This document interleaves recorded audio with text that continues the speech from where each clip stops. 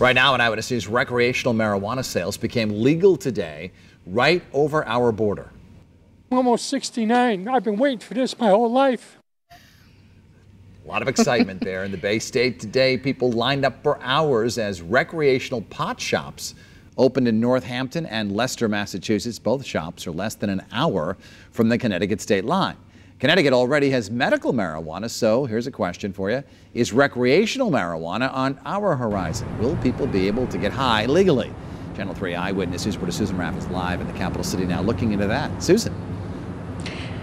Dennis, as we have all heard in the last few days, Governor-elect Ned Lamont says he not only supports legalizing recreational marijuana, but wants lawmakers here in Connecticut to take it up again. So he supports it. A lot of people, however, have some serious issues with it. But now that Massachusetts has done so, it could create even more pressure. However, supporters say it will create a lot of revenue and could prevent minorities from being penalized.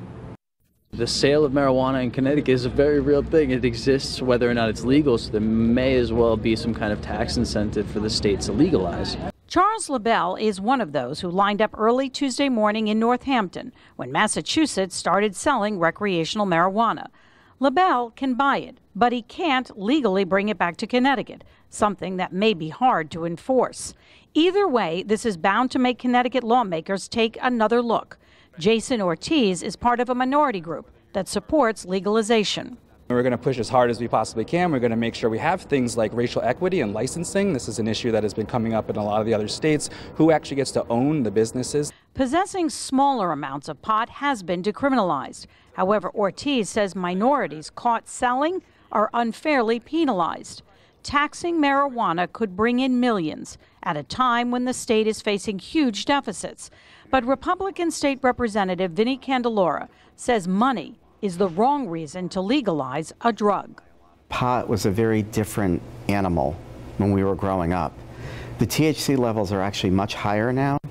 People are actually physically addicted to marijuana now. If you talk to people in the industry who treat drug addiction, they will tell you we can no longer treat marijuana addicts with day visits. When we speak to people in our state, they say they have no problem with medical marijuana. However, others do have some serious concerns when it comes to legalizing recreational marijuana, and that it could send the wrong message to young people. One thing is certain, when lawmakers resume their session, this will certainly be a hot topic for discussion.